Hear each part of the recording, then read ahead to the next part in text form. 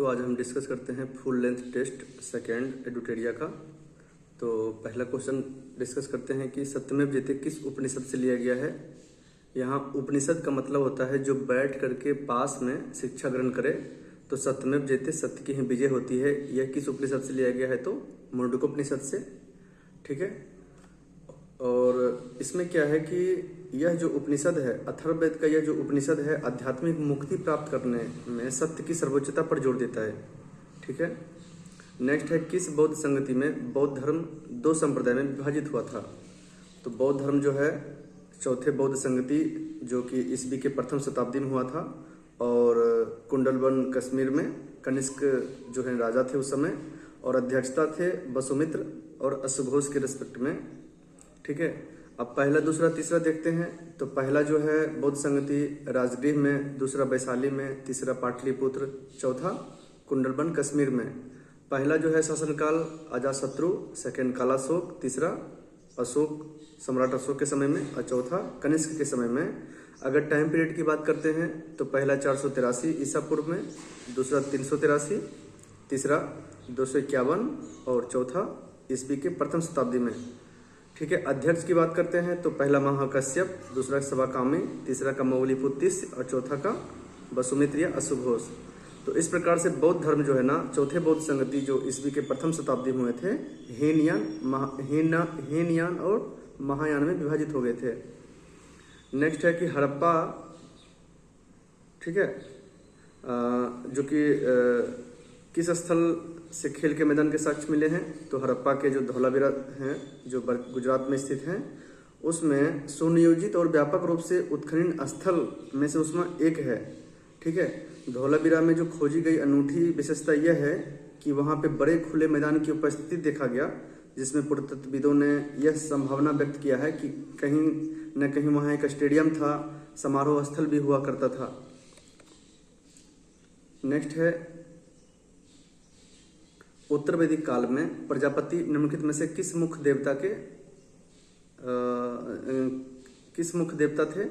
तो वो सृजन के देवता थे। एक्चुअली क्या हुआ कि जो वैदिक पीरियड है, वैदिक पीरियड और उत्तर वैदिक पीरियड 1000 ईस्वी से 600 ईसा पूर्व, 1000 ईसा पूर्व से 600 ईसा पूर्व तक, और जो वैदिक पीरियड था वह कहीं न कहीं 1600-1700 जो ईसा पूर्व था उससे 1000 ईसा पूर्व तक। तो उत्तर वैदिक काल में ही अथर्ववेद की रचना हुई है, और वैदिक काल में ऋग्वेद, यजुर्वेद, सामवेद की रचना हुई है। तो उसमें क्या है कि जो ऋग्वेदिक काल यानी वैदिक पीरियड में जो था ना, अग्नि जो थे यज्ञ के देवता थे। ठीक है। युद्ध के देवता इंद्र को कहे जाते थे, और जल या ब्रह्मांड जो व्यवस्था के देवता थे वो वरुण कहलाते थे। ठीक है। बाद में जो है जब वैदिक काल के पश्चात उत्तर वैदिक काल आया तो उसमें सृजन के देवता प्रजापति को कहा जाता है। प्रजापति का मतलब ही होता है कि प्राणियों का स्वामी। ठीक है। गुप्त काल में सर्वाधिक अभिलेख किस शासक के मिलते हैं। तो गुप्त काल में सर्वाधिक जो अभिलेख हैं कुमारगुप्त प्रथम के मिलते हैं, जिनका शासनकाल 415 से 455 ईस्वी तक था। ठीक है। उनका अगर शिलालेख की बात करते हैं तो बहुत सारे पत्थर के शिलालेख, तांबे की प्लेट, सिक्के जिसमें कि विभिन्न रूपांकन देवताओं के साथ देखा गया। ठीक है। भारत के विभिन्न हिस्सा में जो मंदिर मिले हैं उसमें भी जानकारी मिलती है। तो सबसे ज़्यादा जो अभिलेख मिले हैं कुमारगुप्त प्रथम का। और नेक्स्ट है निष्काम कर्म का सिद्धांत। निष्काम कर्म का सिद्धांत जो है ना इस उपनिषद से लिया गया है। ठीक है। और निष्काम कर्म का सिद्धांत यह है कि फल या परिणाम, रिजल्ट की इच्छा के बिना ही अपने कर्तव्य को पालन करना, वही निष्काम कर्म का सिद्धांत है। अब कठोपनिषद की बात करते हैं तो यह जो है यम नचिकेता के संवाद की बात करता है। मुंडकोपनिषद में तो सत्यमेव जयते, जिसमें उच्चतर ज्ञान ब्रह्मचर्य की चर्चा की जाती है। इसमें छांदोग्य जो उपनिषद है, छांदोग्य उपनिषद क्या है कि इसमें जो 3 आश्रम की बात किया गया है, जिसमें बाल, गृहस्थ और वानप्रस्थ, एवं श्री कृष्ण का प्रथम अभिलेख भी छांदोग्य उपनिषद भी है। ठीक है। अगर सबसे प्राचीन उपनिषद की बात करें तो छांदोग्य उपनिषद भी सबसे प्राचीन उपनिषद है, और उसके साथ साथ बृहदारण्यक। ठीक है। नेक्स्ट आते हैं मुगल काल में मुहतसिब कौन था। तो मुगल काल में मुहतसिब जो थे आचरण के अधिकारी होते थे। यह सुनिश्चित करते थे कि जो सार्वजनिक जीवन है इस्लामी कानून के अनुसार चल रहा है कि नहीं चल रहा है, ठीक है, बाजार में ईमानदारी पूर्वक व्यापार हो रहा है कि नहीं हो रहा है, नागरिकों के नैतिक व्यवहार हो, धार्मिक प्रथा हो, शुक्रवार की जो नमाज की जो रस्म है, ठीक है, ये सब।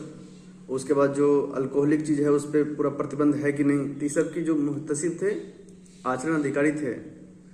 अमुक्त मल्याद तो पता है कृष्णदेव राय ने लिखे थे, और यह एक जो है तेलुगु साहित्य कृति है, ठीक है। कृष्णदेव राय विजयनगर साम्राज्य का सबसे प्रसिद्ध शासक भी रहे थे 1509 से 1529 में, ठीक है ना। नेक्स्ट है, किस संत को कृष्ण और विष्णु का अवतार कहा जाता है? तो कृष्ण और विष्णु का जो अवतार है चैतन्य महाप्रभु को कहा जाता है, और यह बीपीएससी में आता भी है कि चैतन्य महाप्रभु का कार्यकाल 1486 से 1534 तक उनका टाइम पीरियड था। 1486 में उनका जन्म हुआ, 1534 में डेथ कर गए, और यह बंगाल में भक्ति आंदोलन के बहुत बड़े प्रवर्तक और समाज सुधारक भी रहे थे, ठीक है। उनके जो अनुयायी थे उनको भगवान कृष्ण और विष्णु के अवतार मानते थे, और यह कीर्तन पद्धति से अपना भक्ति मार्ग को आगे बढ़ाए थे। नेक्स्ट है कि अकबर द्वारा जजिया कर, ठीक है। इसमें एक चीज बता देता हूँ कि जो मीराबाई थे ना, वह कृष्ण की भक्ति करती थी। दादू दयाल जो थे राजस्थान के भक्ति संत थे और निरंकारी थे। ये निर्गुण भक्ति के पर केंद्रित था इनका जो भी है। संत ज्ञानेश्वर, ये तो मराठी संत और कवि थे, और इनको ज्ञानेश्वरी नाम से भागवत गीता पर टीका भी इन्होंने लिखे थे। नेक्स्ट है 10 नंबर कि अकबर द्वारा जजिया कर का उन्मूलन। देखिए, पहले तीर्थ यात्री पर उन्मूलन 1563 में, जजिया कर 1564 में, ठीक है। ये जो मजहरनामा है ना, ये 1579 में हुआ था, 79 में। मजहरनामा क्या है कि उसका जो धार्मिक रूप से जो भी विद्वान थे अलग अलग समुदाय के, तो अगर कोई भी धार्मिक असहमति हुआ तो अकबर जो है ना सम्राट, उनका ही निर्णय अंतिम होगा। जिससे क्या होगा कि जो इस्लामी विद्वानों का जो प्रतिनिधित्व ज़्यादा था, इस्लामी विद्वान का जो वर्चस्व ज़्यादा था, उस पर अधिकार प्राप्त हुआ अकबर को, ठीक है। और दीन इलाही तो 1582 में है, ये सही है। 11 नंबर में क्या है कि दिल्ली सल्तनत के किस शासक ने शुद्ध अरबी सिक्के जारी किए थे? तो इसमें देखिए कि इल्तुतमिश जो थे पहला सुल्तान थे मुगल काल का, जिसने खलीफा से मान्यता प्राप्त किए थे। इसलिए इल्तुतमिश ने सिक्कों पर अपना जो उल्लेख था खलीफा के प्रतिनिधि के रूप में कराया था, और वह 2 सिक्के जारी किए थे, चांदी का टंका और तांबे का जीतल। नेक्स्ट है Dadabhai Naoroji, British House of Commons के लिए चुने गए पहले भारतीय थे, और यह जो है 1892 में, ठीक है, ब्रिटिश हाउस ऑफ कॉमन्स के लिए चुने गए थे। और यह सीट जो था इनका लंदन में सेंट्रल फिन्सबरी से चुनाव लड़े, और उस समय जीते भी थे। इनका ही पुस्तक है कौन है, the British rule in India, the poverty and un-British rule in India, ठीक है। और यह भारतीय राष्ट्रीय कांग्रेस के 3 बार अध्यक्षता भी कर चुके हैं। 13 नंबर में देखते हैं कि सुभाष चंद्र बोस ने आज़ाद हिंद फौज के साथ मिलकर सिंगापुर में स्वतंत्र भारत की इंटरिम सरकार कब बनाई थी? तो 21 अक्टूबर 1943 को, और उस सरकार को अर्जी हुकूमत ए आज़ाद हिंद भी कहा जाता था, ठीक है। द्वितीय विश्व युद्ध के दौरान जो है ना, जापानी समर्थक जो जापानी साम्राज्य से उनके समर्थन से प्राप्त किए थे। और ये इसके बारे में बता दें कि इनकी जो राजधानी थी वो पोर्ट ब्लेयर घोषित किया गया था। इसलिए जापान ने जब आज़ादी मिला तो जापान ने पोर्ट ब्लेयर को सुभाष चंद्र बोस के नाम से उन्हें दे दिया गया। बाद में इसी जो आज़ाद हिंद फौज है, इनको जो मान्यता मिली है जर्मनी, जापान, जो जर्मनी, जापान, इटली, बर्मा और जो भी एक्सिस पावर के कंट्री थे द्वितीय विश्व युद्ध में, उन्होंने इनका सपोर्ट किए थे। द इंडिपेंडेंट नामक समाचार पत्र तो मोतीलाल नेहरू ने लिखे थे, और इनका लिखने का उद्देश्य यह था कि 1919 ईस्वी में जो रोलेक्ट एक्ट आया, जलियांवाला हत्याकांड आया, उसको जो है ना दिखाने के लिए समाचार पत्र में भारतीय की जो स्वतंत्रता संग्राम है उसको और आगे बढ़ाया जाए, ताकि जन जन तक इनकी सूचनाएं पहुंचे कैसे ब्रिटिश सरकार क्रश कर रहे हैं। तो द इंडिपेंडेंट नामक समाचार पत्र किसने लिखा? तो मोतीलाल नेहरू ने। कांग्रेस की कार्य समिति ने भारत के विभाजन का प्रस्ताव, ये देखिए बहुत ही इंपॉर्टेंट क्वेश्चन है कि 3 जून 1947 को क्या हुआ कि माउंटबेटन योजना की घोषणा की गई। ठीक है, विभाजन का जो प्रस्ताव सार्वजनिक किया गया 3 जून 1947 को कि भारत पाकिस्तान का जो बंटवारे का मसौदा है उनका घोषणा किया। 14 जून को कांग्रेस कार्य समिति ने विभाजन को स्वीकार करते हुए पारित कर दिया। ठीक है, और आगे जब बढ़ते हैं तो 18 जुलाई 1947 को भारतीय स्वतंत्रता अधिनियम 1947 ब्रिटिश संसद द्वारा पारित किया गया और 15 अगस्त 1947 को भारत पाकिस्तान को स्वतंत्रता मिली। 14 अगस्त को पाकिस्तान को, 15 अगस्त को भारत। तो 3 जून को माउंटबेटन घोषणा हुई। 14 जून को कांग्रेस ने उस विभाजन को स्वीकार किया।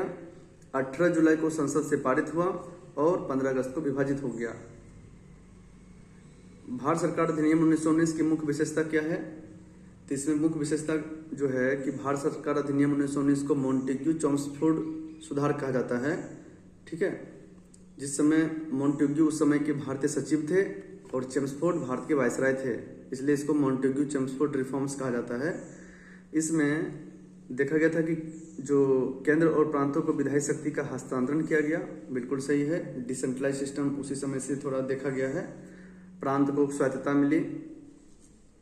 ठीक है, प्रांतों को कार्यकारी सरकार में द्वैध शासन की व्यवस्था, और यही जाकर के 1935 के भारत शासन अधिनियम में प्रांत स्वायत्त हो जाएंगे और केंद्र में द्वैध शासन प्रणाली चली जाएगी। द्वैध शासन प्रणाली से तात्पर्य यह है कि जो ब्रिटिश हुकूमत थी उन्होंने जो भी विषय थे ना उनको 2 भाग में बांट चुके थे, एक आरक्षित और एक हस्तांतरित। आरक्षित में जो थे राजस्व प्रणाली हो चाहे एडमिनिस्ट्रेटिव हो, वो सारे के सारे ब्रिटिश का जो वायसराय प्रतिनिधि थे वो रखते थे, जबकि शासन का संचालन हो, सार्वजनिक स्वास्थ्य, शिक्षा, ये सब का जो जिम्मेदारी था वह नवाबों के हाथ दे चुके थे। तो ये डायरजी जो सिस्टम था ना, यह रॉबर्ट क्लाइव ने, ठीक है 1765 से 1772 तक लागू किए थे और आगे भी इनका कहीं न कहीं इस्तेमाल होता रहा। इसके तहत पहली बार केंद्रीय बजट को राज्य बजट से अलग कर दिया गया, तो बिल्कुल सही है। और 1919 के ही अधिनियम से ली कमीशन की सिफारिश पर भारतीय प्रशासनिक सेवा आयोग का गठन किया गया था, यूपीएससी। ठीक है, 1926 से। नेक्स्ट है, अभी देखिए इसको सजाना है। तो इसमें क्या है कि जो कर्नाटक युद्ध हुआ था, तो कर्नाटक युद्ध देखते हैं कि ब्रिटेन और फ्रांसीसी सेना के बीच में कर्नाटक युद्ध 3 हुआ था। पहला कर्नाटक, दूसरा, तीसरा। पहला कर्नाटक युद्ध हुआ था 1746 से 48, दूसरा 1750 से 52 और तीसरा 1756 से 62, जिसको सप्तवर्षीय युद्ध भी कहा जाता है। और यही प्रथम, द्वितीय, तृतीय जो कर्नाटक युद्ध हुआ, एपापे की संधि हुई। ए से एप्लासापेल, द्वितीय जो संधि हुई पांडिचेरी, और तीसरा पेरिस की संधि। तो प्रथम कर्नाटक युद्ध कब हुआ? 1746 से 48। उसके बाद आते हैं कि बेदरा की लड़ाई डचों के बीच में हुआ था 1759 में। ठीक है, और बाद में फ्रांसीसी के बीच में 1760 में बांडीवास की लड़ाई हुई। और एंग्लो मैसूर भी 4 युद्ध हुए थे। ठीक है, पहला अंगर मैसूर युद्ध 1767 से 69, दूसरा 1780 से 82, तीसरा 1792 और चौथा 1799, जिसमें टीपू सुल्तान की मौत हुई थी। तो इस प्रकार से इसका आंसर डी होगा। बेलेजली की सहायक संधि।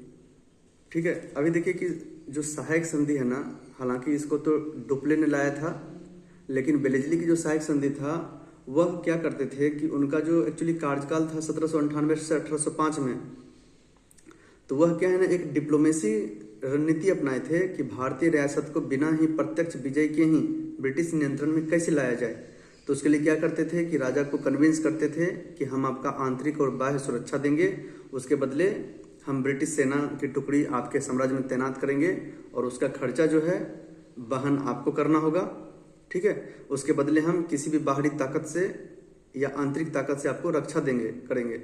इससे क्या हुआ, धीरे धीरे सैनिक के माध्यम से उन्होंने भारतीय जो राजा थे उनके बीच में पैठ बनाया और बाद में उन्हीं को खदेड़ करके साम्राज्य को अपने अंदर कब्जा कर लिया। तो इसकी स्वीकृति का जो क्रम है, पहला है हैदराबाद का निज़ाम 1798 में, उसके बाद मैसूर 1799। ठीक है, हैदराबाद का निज़ाम 1798, मैसूर 1799, अवध 1801, उसके बाद मराठा 1803, और भी कुछ शासक थे जिन्होंने सहायक संधि को स्वीकार किए थे। नेक्स्ट है कि अभिनव भारत। देखिए अभिनव भारत जो है ना 1904 में, जिसको मित्र मेला कहा जाता है, विनायक दामोदर सावरकर बीडी सावरकर ने एक गुप्त संगठन बनाए थे और जो ब्रिटिश विरोधी भूमिगत गतिविधि में शामिल होते थे। अब देखिए अखिल भारतीय ट्रेड यूनियन कांग्रेस, तो पहला का तो डी हो गया। Akhil Bharatiya all India trade union Congress, इसका गठन 1920 में मुंबई में हुए थे और इसके संस्थापक और पहला अध्यक्ष लाला लाजपत राय थे, लेकिन उसका जो एम.एन. जोशी थे बाद में उसके आरंभिक आयोजक भी बने थे। अभी देखिए क्या है कि हिंदुस्तान रिपब्लिक एसोसिएशन कहेगा तो 1924 में, लेकिन हिंदुस्तान सोशलिस्ट रिपब्लिक एसोसिएशन तो यह जो है ना 1928 में बनाया गया था और उसके जो प्रमुख नेता थे चंद्रशेखर आजाद, ठीक है, भगत सिंह, सुखदेव, राजगुरु। नौजवान सभा का स्थापना 1926 में भगत सिंह ने किए थे लाहौर में और इनका उद्देश्य यह था कि युवाओं को कैसे संगठित किया जाए, धर्मनिरपेक्षता, साम्राज्यवाद विरोध, समाजवादी विचारधारा को आगे कैसे प्रसार करना है। तो 19 का देखते हैं तो इसका सी हो जाएगा। किस वायसराय के कार्यकाल में श्वेत विद्रोह हुआ था? तो श्वेत विद्रोह जो हुआ है वह इल्बर्ट बिल विवाद जो हुआ था 1883 में लॉर्ड रिपन के कार्यकाल में, और इसमें यह कहा गया था कि जो संशोधित मतलब इसमें यह कहा गया था कि श्वेत जो थे ना यूरोपीय, उस पर मुकदमा चलने का कुछ साजिश हुआ था कि नहीं, यूरोपियों का सिर्फ यूरोपीय देखेगा, उसमें भारत को हस्तक्षेप नहीं होना चाहिए। 20 नंबर। 21 में क्या है कि अभी देखिए यहाँ पे इंडियन लीग है जो कि 1875 में कलकत्ता में हुआ था और उसका शिशिर कुमार घोष थे, लेकिन इंडियन एसोसिएशन ने यहाँ लिखा रहेगा तो 1876 सुरेंद्रनाथ बनर्जी। और जो है इंडियन लीग का जो शिशिर कुमार घोष थे ना, इन्होंने अमृत बाजार पत्रिका चलाए थे, ठीक है। एस.एन. बनर्जी की बात करते हैं तो इंडियन एसोसिएशन जैसा बताया आपको, आनंद मोहन बोस जो भारतीय साम्राज्य की स्थापना किए थे, और सज्जनों सन्याल इन्होंने बंदी जीवन, ठीक है, अनुशीलन समिति का भी गठन किए थे पटना में। भारतीय राष्ट्रीय कांग्रेस के किस अधिवेशन में सांप्रदायिक प्रतिनिधित्व को स्वीकार किया गया? देखिए सांप्रदायिकता का जो बीज 1909 में पार्लियामेंट्री रिफॉर्म से ही आ गया था, जिसमें पृथक प्रतिनिधित्व की बात की गई थी। बट देखा कि धीरे धीरे क्लेश उत्पन्न हो रहा है, तो 1916 ईस्वी के लखनऊ अधिवेशन में पहली बार मुसलमानों के लिए अलग सांप्रदायिक निर्वाचन क्षेत्र को औपचारिक रूप से स्वीकार किया गया। बट ये कहाँ पता था कि ये आगे जाकर और मतलब इस तरह से विख्यात होगा कि यह भारत को ही 2 टुकड़े में विभाजित कर देंगे, ठीक है। यह पता नहीं था कि भारत की जो सांप्रदायिक राजनीति है उसके लिए यह बीज बो दिया है। तो 1916 में लखनऊ अधिवेशन में सांप्रदायिक प्रतिनिधित्व को स्वीकार किया गया था। गवर्नर जनरल जिन्होंने दिल्ली के बादशाह को लाल किला खाली करने और कुतुब मीनार में रहने का आदेश दिया था, तो बहादुर शाह जफर द्वितीय, ठीक है। ये जो 1857 का सिपाही विद्रोह हुआ था उसके पश्चात यह कदम उठाया गया और बदरा जो बादशाह थे या सम्राट की जो उपाधि था उसको छोड़ करके उसको नॉर्मल एक राजकुमार कहा जाएगा और इसको अंतिम जो समय है यह उसको बिताने के लिए प्रेरित किया गया, तो लॉर्ड डलहौजी के द्वारा। किसने गांधी को 1 मैन बाउंड्री फोर्स कहा था? तो यह लॉर्ड माउंटबेटन ने। एक्चुअली हुआ था कि जब भारत विभाजन हुआ तो भारत विभाजन के बाद हिंदू मुस्लिम के बीच में सांप्रदायिक दंगे होने शुरू हुए, तब गांधी जी ने डिसाइड किया कि हम कलकत्ता में रह करके इस सांप्रदायिकता जो सद्भाव है इसको कम करेंगे, और वह बिना ही किसी हथियार के, बिना ही किसी सेना के वह क्या किए, आमरण अनशन पर बैठ गए और अपने अपने नेताओं को समझाने बुझाते हुए किसी तरह से यह जो है वहाँ की सांप्रदायिकता को हद तक कम किए। इसी से प्रेरित होकर के लॉर्ड माउंटबेटन ने कहा कि यह जो है 1 मैन बाउंड्री फोर्स। असहयोग आंदोलन के दौरान विदेशी कपड़ों को जलाने को एक निष्ठुर बर्बादी किसने कहा था? तो रविन्द्रनाथ टैगोर ने। एक्चुअली असहयोग आंदोलन 1920 से 1922 तक जो हुए थे उसमें महात्मा गांधी ने आह्वान किया कि स्वदेशी चीज़ों को इस्तेमाल किया जाए और ब्रिटिश वस्तु को बहिष्कार किया जाए। तो उसमें क्या हुआ कि बहुत जगह ब्रिटिश कपड़े की जलाने की जो है स्थिति उत्पन्न हो गई। तो लेकिन रविन्द्रनाथ टैगोर ने इसका समर्थक नहीं थे, गांधी के इस तरीके को बहुत ही अनुचित बताए थे।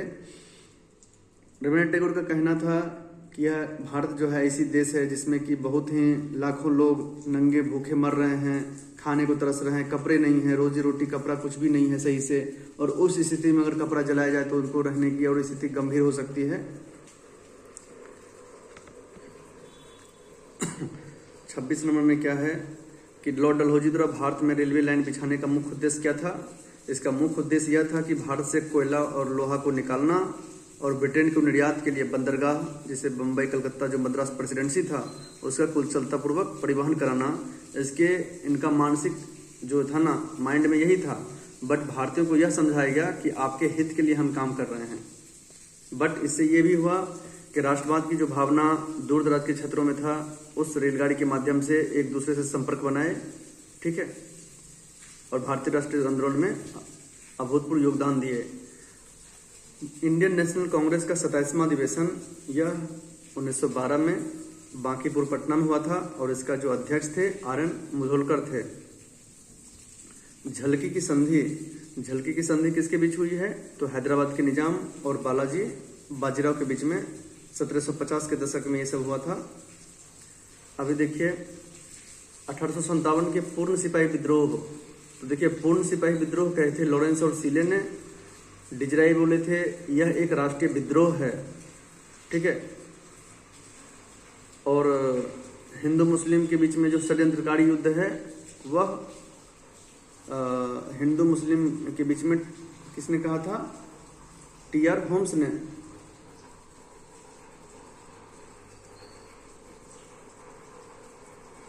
नेक्स्ट है 1857 के विद्रोह के दौरान भारत में ब्रिटिश महिलाओं के समर्पित इन मेमोरियल पेंटिंग किसने बनाई थी, तो जोसेफ नोएल पेंटन ने।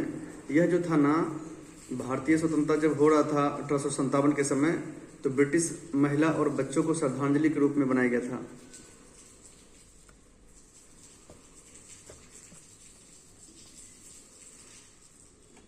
अभी देखिए प्रेशर का यूनिट पूछ रहा है, तो प्रेशर क्या होता है, प्रेशर एक होता है फोर्स पर यूनिट एरिया, और फोर्स का क्या होता है MA यानी MLT-2 बटा L स्क्वायर। उसको अगर कट करेंगे तो ML-1T-2। वह दर्पण जो हमेशा वास्तविक वस्तु का सीधा प्रतिबिंब बनाता है, तो यह है समतल और उत्तल दर्पण, ठीक है। बट अवतल दर्पण का क्या है कि जब वो प्रिंसिपल एक्सिस और फोकस के बीच में रखने पे ही सीधा प्रतिबिंब बनाते हैं, बाकी हमेशा उल्टा बनाते हैं वो। ध्वनि की महत्वपूर्ण विशेषता पिच किस पर निर्भर करता है, तो पिच से फ्रीक्वेंसी पर निर्भर करता है।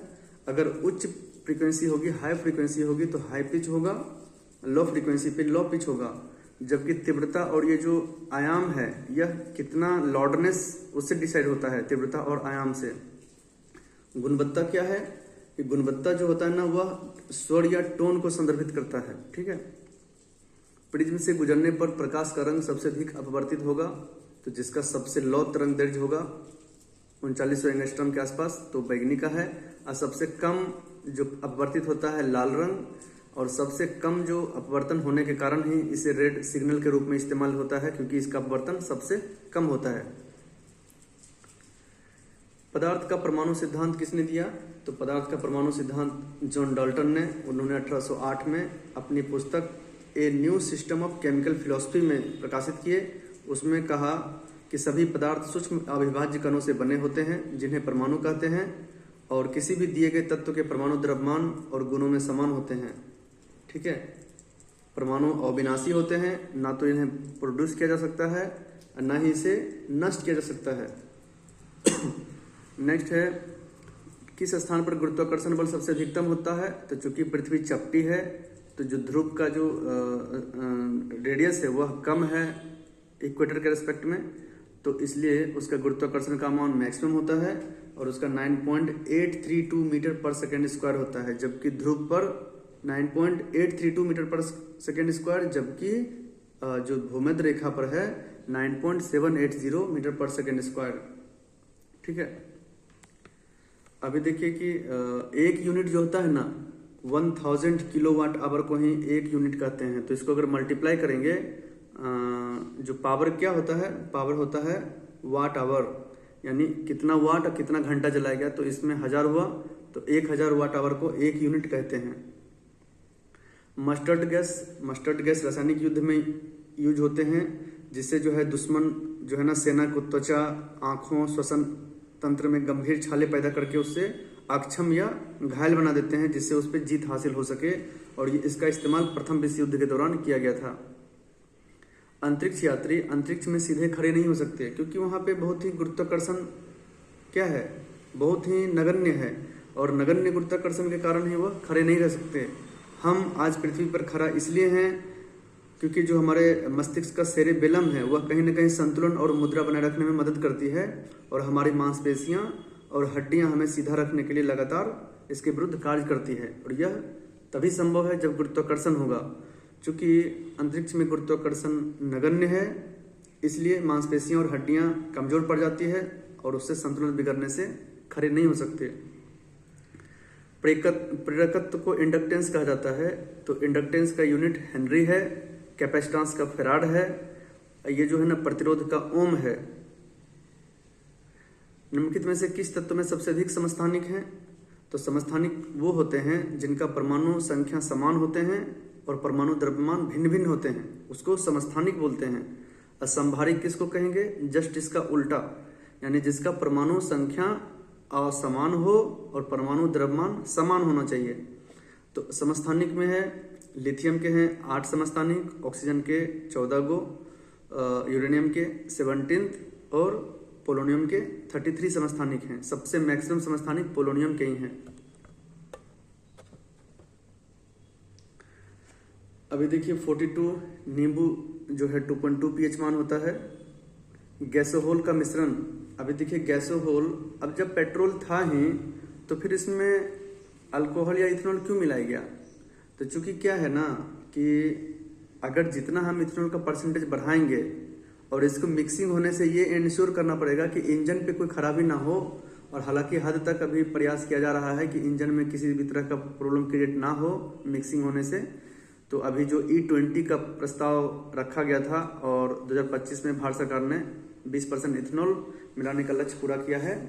तो इथेनॉल मिलाने से क्या होगा कि हमारी जो ऊर्जा का जो संरक्षण है वो कर सकते हैं, जो वाहन से जो विषैली गैस का उत्सर्जन है उसको मिनिमाइज करना है, शुद्ध जीवाश्म ईंधन पर निर्भरता को बढ़ाना है।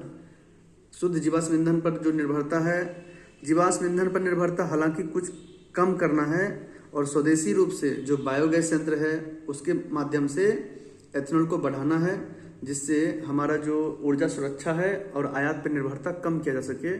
तो गैसोहोल 90% पेट्रोल और 10% अल्कोहल है। ग्राफीन क्या है? ग्राफीन जो है ना वह कार्बन का नैनो पार्टिकल है और यह 2 डायमेंशन होता है।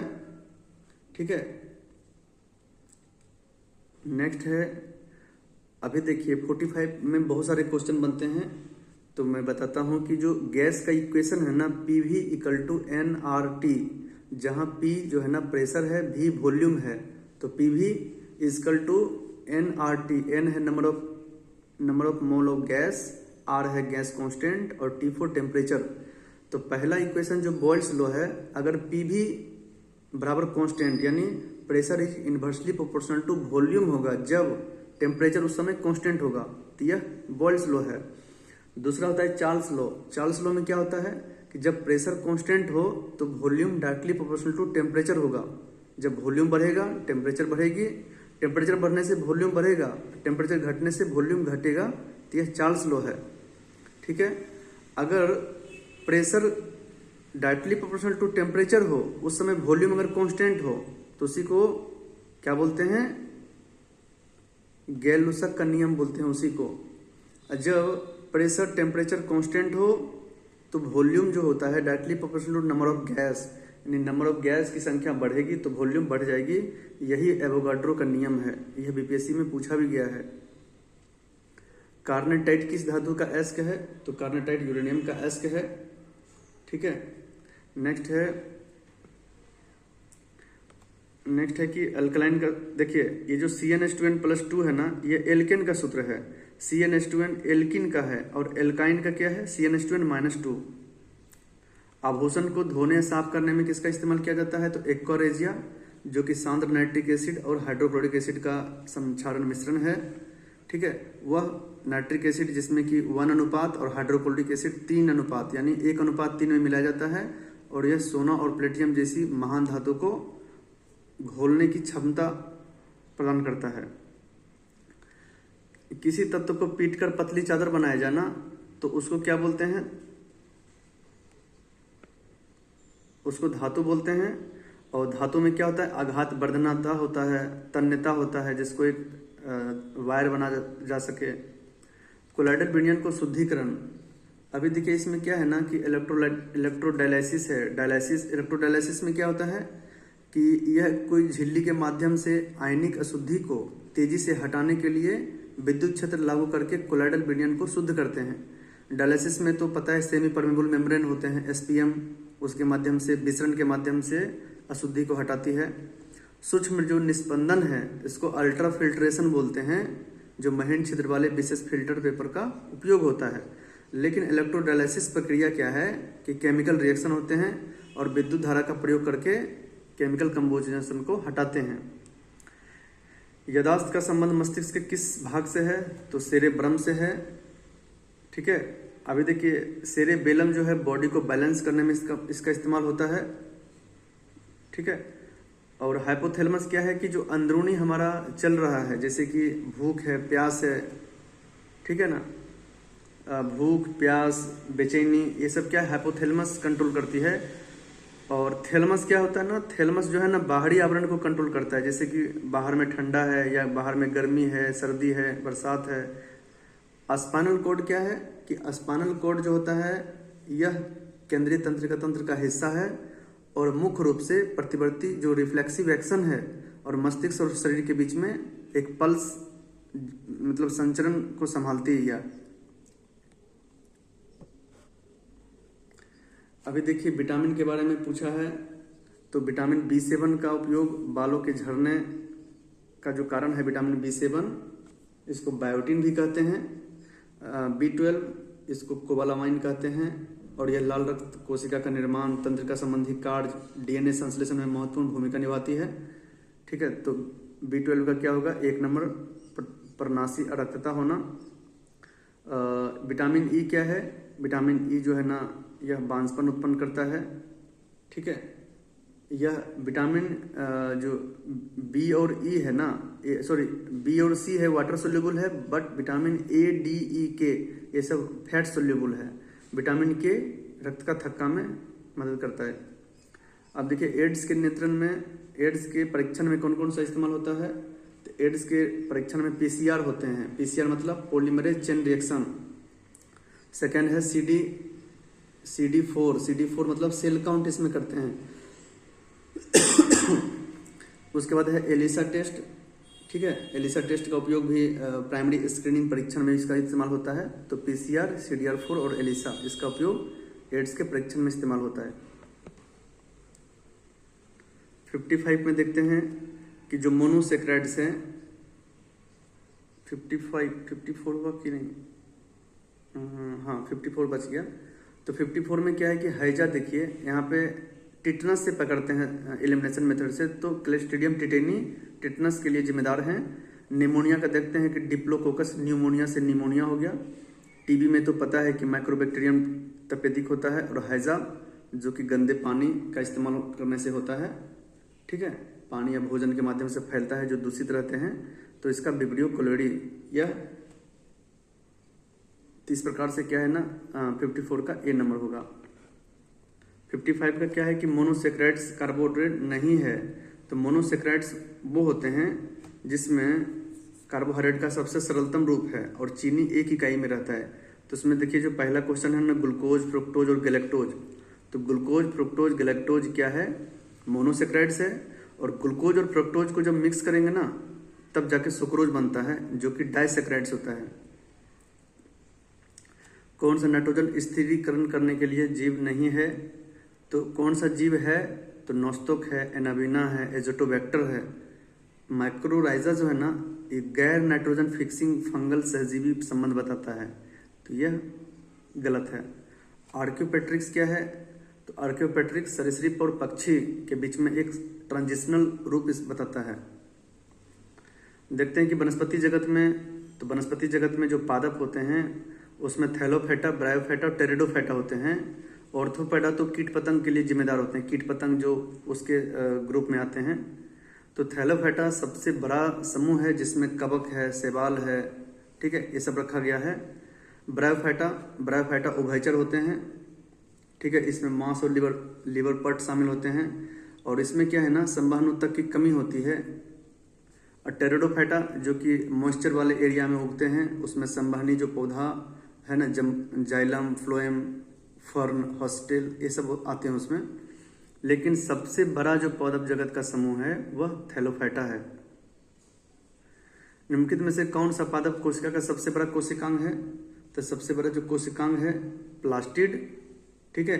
और यह कहीं न कहीं केंद्रीय रिक्तियां जो है ना पौधों की कोशिकाओं में सबसे बड़ी होती है।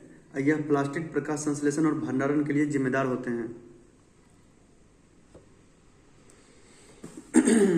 60 में देखते हैं कि इसमें क्या कह रहा है कि निम्नलिखित में से कौन सा मौलिक अधिकार केवल भारतीय नागरिकों को ही प्राप्त है? तो आर्टिकल 15, 16, 19, 29, 30 यह सिर्फ इंडियन पीपल के लिए है। तो आर्टिकल 15 क्या बोलता है कि धर्म, जाति, लिंग, समुदाय, जन्म के आधार पर कोई भेदभाव नहीं होगा। 16 में क्या बोलता है कि जो है लोक नियोजन में अवसर की समानता, ठीक है, यानी सार्वजनिक रोजगार के मामले में अवसर की समानता होगी और वह केवल भारतीयों को ही प्रोवाइड की जाएगी। आर्टिकल 19 तो इसमें क्या है कि भाषण, सभा, आंदोलन आदि करने की स्वतंत्रता इसमें दी गई है। तो इस प्रकार से इसका आंसर डी होगा। भारतीय, देखिए, अगर वन्यजीव संरक्षण अधिनियम कहता तो 1972 होता, ठीक है। अगर वन संरक्षण अधिनियम कहता तो वह 1980 होता। भारत में पर्यावरण संरक्षण अधिनियम कहा है तो वह 1986 होगा। भ्रष्टाचार अधिनियम कहता, एंटी करप्शन एक्ट, तो 1989 होता। अगर बंधुआ मजदूरी अधिनियम कहता तो 1976 होता, ठीक है। तो पर्यावरण संरक्षण जो अधिनियम है, कहीं ना कहीं जो भोपाल गैस ट्रेजेडी हुआ था 2 से 3 दिसंबर 1984 को, तो उसी के जवाबी कार्रवाई में जो 1972 का जो स्टॉकहोम सम्मेलन में मानव पर्यावरण पर जो संयुक्त राष्ट्र सम्मेलन का जो निर्णय था उसी को लागू करने के लिए 19 नवंबर 1986 को भारत सरकार ने अधिनियमित किया और पर्यावरण के प्रति अपनी संवेदनाएं व्यक्त की। सर्वोच्च न्यायालय किस क्षेत्र के अंतर्गत रिट जारी करता है? तो सर्वोच्च न्यायालय जो मूल आर्टिकल 32 और हाईकोर्ट जो है ना आर्टिकल 226। तो सर्वोच्च न्यायालय जो रिट जारी करती है मूल क्षेत्राधिकार में, वह मूल क्षेत्राधिकार आते हैं जिसमें कि मौलिक अधिकार का हनन हो, ठीक है। इसमें बंदी, प्रत्यक्षीकरण, परमादेश, निषेध, उत्प्रेषण, प्रतिषेध, ये सब जारी किए जाते हैं। भारत के कंट्रोलर और ऑडिटर जनरल, तो कैग जो है अभी एस संजय मूर्ति हैं, ठीक है। उसका कार्यकाल 6 वर्ष या 65 साल होना चाहिए, 62 नहीं। यह चूंकि कैग जो है ना आर्टिकल 148 से 148 में जिसमें उसका नियुक्ति की बात करता है, और आर्टिकल 151 में कैग जो भी लेखा संपरीक्षा जांच पड़ताल करके राष्ट्रपति को देती है और राष्ट्रपति क्या करती है, उनको संसद के समक्ष रखवाती है। तो वह क्या है ना एक कॉन्स्टिट्यूशनल बॉडी है, ना कि राष्ट्रपति के इच्छा परिषद पर वो काम करते हैं।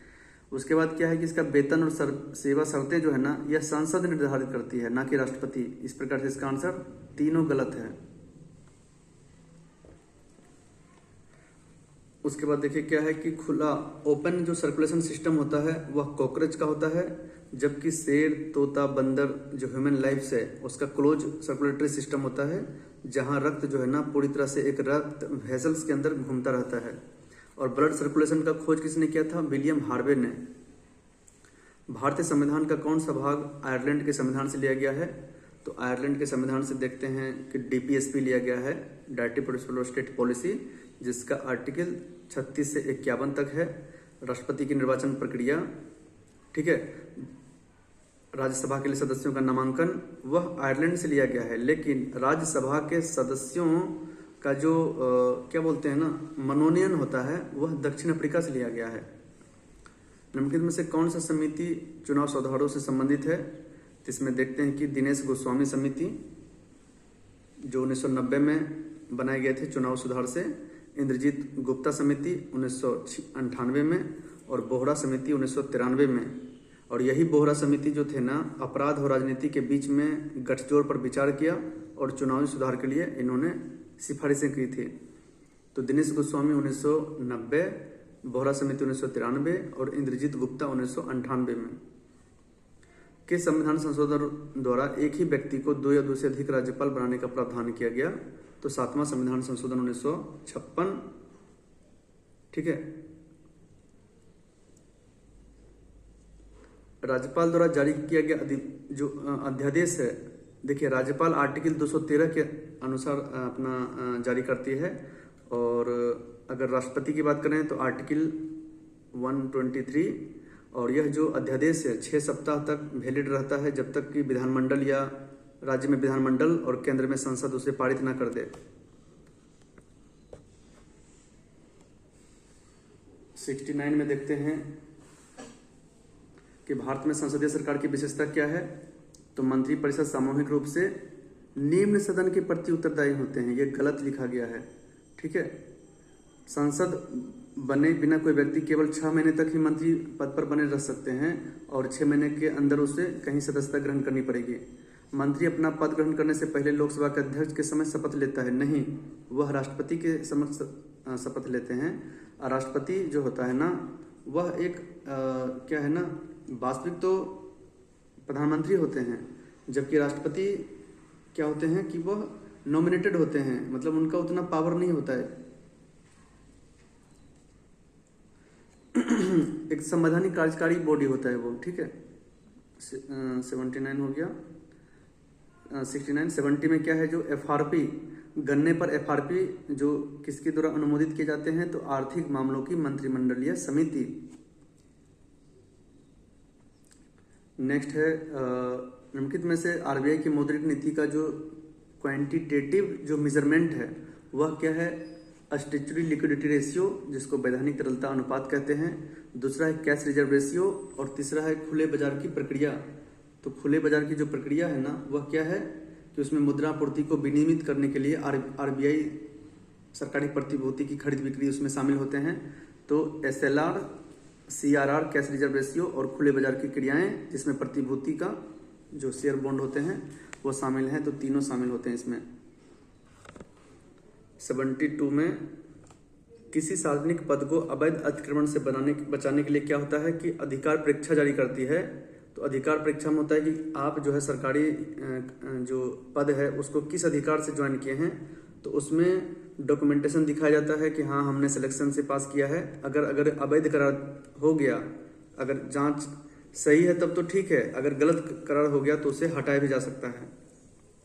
भारत में मुद्रास्फीति, जिसको इन्फ्लेशन कहते हैं या महंगाई बोलते हैं, उसका आकलन करने का सबसे लोकप्रिय जो मेजरमेंट है वह क्या है, CPI मतलब कंज्यूमर प्राइस इंडेक्स।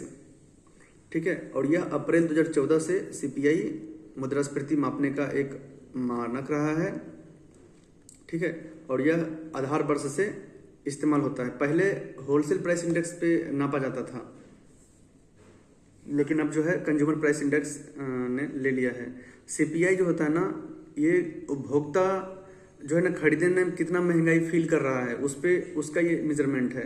जबकि जो WPI है ना, वो थोक विक्रेता, जो बड़े बड़े थोक विक्रेता होता है उस पे वो कितना असहज महसूस कर रहा है, उसमें WPI का इस्तेमाल होता है। कौन सा डायरेक्ट टैक्सेस हैं, तो इसमें देखते हैं कि जो व्यक्तिगत जो अपना इनकम टैक्स है, कॉर्पोरेट टैक्स है, ये सब क्या है, प्रत्यक्ष कर है। जबकि जो सीमा शुल्क है ना, सीमा शुल्क क्या है कि अप्रत्यक्ष रूप से आयात और निर्यात किए गए वस्तु पर लगाया जाता है। और सर्विस टैक्स सर्विस करने के पश्चात लगाए जाते हैं, तो दोनों अप्रत्यक्ष हैं। RN मल्होत्रा समिति, तो RN मल्होत्रा समिति बीमा क्षेत्र सुधार से है। वेतन निधि सिद्धांत, तो वेतन निधि सिद्धांत जो है ना, JS मिल ने इनका प्रतिपादन किया है।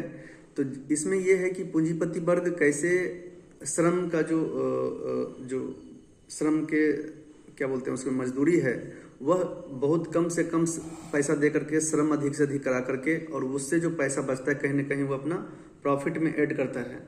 तो ये JS मिल का जो सिद्धांत है, ठीक है, यही बताते हैं। और इसमें मजदूरी का जो निर्धारण है एक मजदूर निधि द्वारा किया जाता है, जिसे पूंजी से अलग रखा जाए और श्रमिकों के बीच में वितरित किया जाए।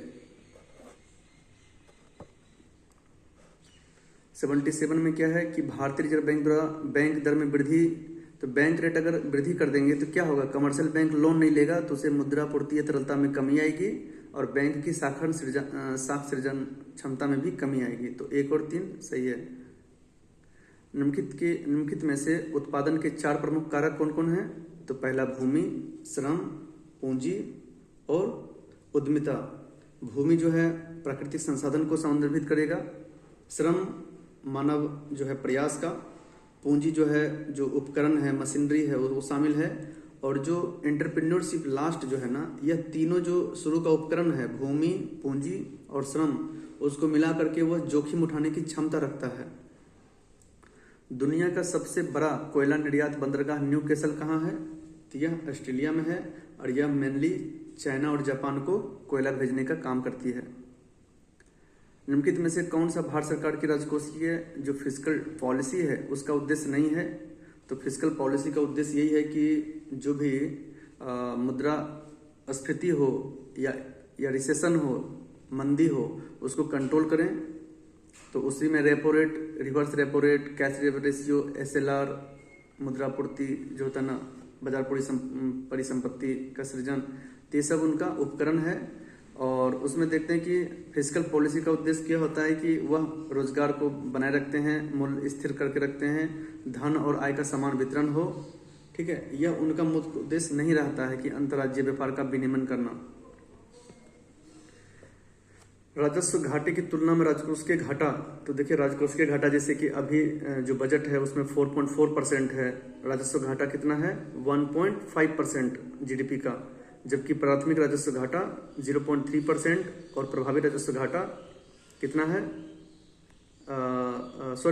राजकोषीय घाटा 4.4%, राजस्व घाटा 1.5%, प्रभावी राजस्व घाटा 0.3%, लेकिन प्राथमिक घाटा 0.8%। तो देख सकते हैं कि राजकोषीय घाटा क्या है, GDP का 4.4% है, जबकि राजस्व घाटा मात्र 1.5% है। तो राजकोषीय घाटा हमेशा क्या होते हैं, अधिक होते हैं।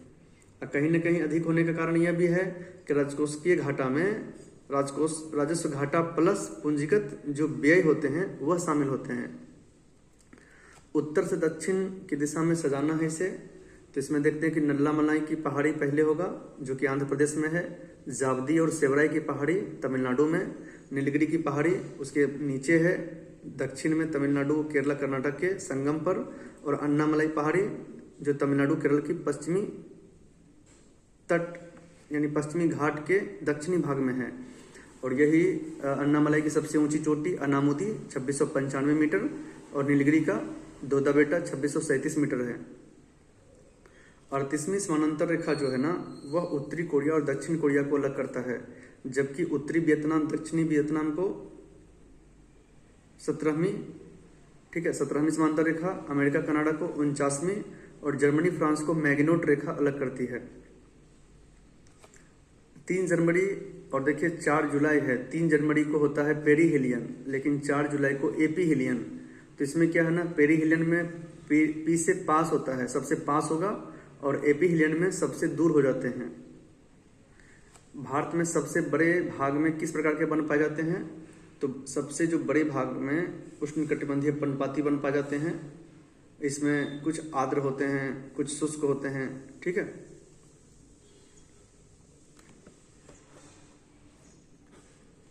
एटी6 में क्या है कि ग्रेनाइट एक आग्नेय चट्टान है। ठीक है, तो ग्रेनाइट क्या है, एक आग्नेय चट्टान है, और इसका रूपांतरण क्या होता है, तो ग्रेनाइट से नीस हो जाता है। और जो सिस्ट है ना, सिस्ट और स्लेट कहीं ना कहीं यह सेल का ही रूपांतरित भाग है। और संगमरमर क्या है, संगमरमर चूना पत्थर से बनता है, ये ग्रेनाइट से नहीं। नदियां का जो विसर्प वाहिका है, विसर्प क्या बोलते हैं कि जब नदी जब चलती है ना तो आगे कुछ मोड़ या वक्र बनाती है, और यह विसर्प, इसी को विसर्प कहते हैं। और जब यह विसर्प कुछ स्पष्ट दिखने लगता है और नदी उसकी जो है ना इतना हाई प्रेशर में आती है युवावस्था में, तो उसकी सकड़ी गर्दन को तोड़ चीरते हुए आगे बढ़ती है ना, तो यू आकार की घाटी बनाती है, जिसको ऑक्सबो लेक बोलते हैं, गोखुर झील। और यह